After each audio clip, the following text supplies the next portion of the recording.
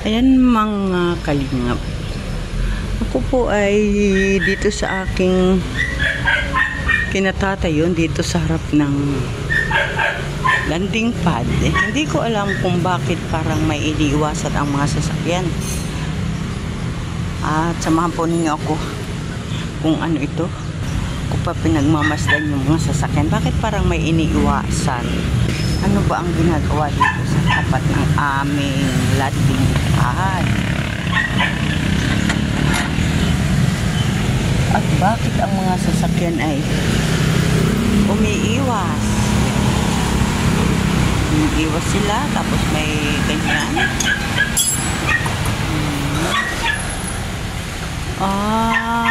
Yun pala.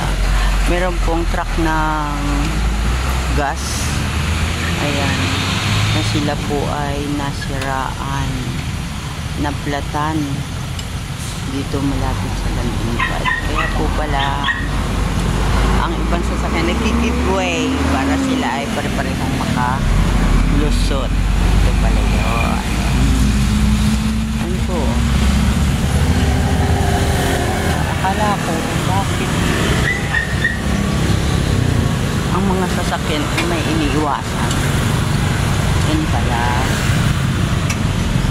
Ayun. At may nasira ang sasakyan. Yan, sige. Ay, malaki. Daming motorista.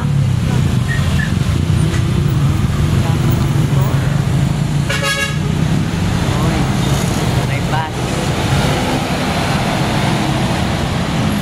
Yun pala. May nasira ang sasakyan dito sa aming harapan.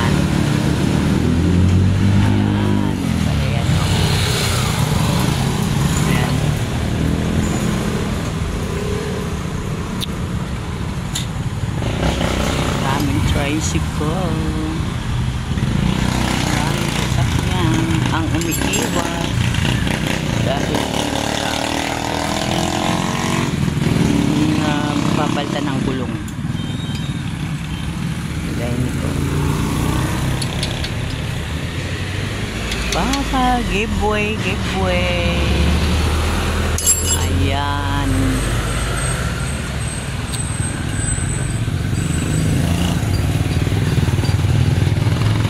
Akala ko kung ano yung kung bakit umiiwas ang mga sasakyan. May nasiraan pala dito sa harapan namin. Ayan. Ito yung truck ng gas.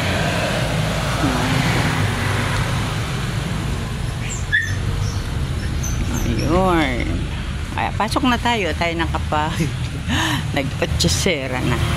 Otsisera dito sa harap ng landing pad. Ayan po, tingnan nyo. May umiiwas yung mga sasakyan. Yun pala, may nasira ang sasakyan.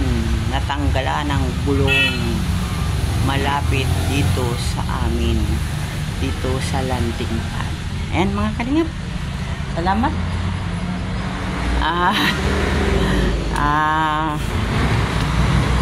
Nalaman natin kung ano ang dahilan bakit ang mga sasakyan dumadaan ay mukhang may iniiwasan. Yung pala may nasira na sasakyan dito sa tapat ng landing pad. Ayan. Maraming salamat po. Bye-bye at good morning sa lahat. Shout out sa lahat. Ayan, sa ating founder Kuya Bal Santos Matubang. At siyempre sa kanyang may bahay kay Ate Edna. Kay Kalingap Rob. At sa lahat-lahat po, magandang umaga and Happy New Year. Ayan po. Salamat po. Bye-bye. I-post na yan.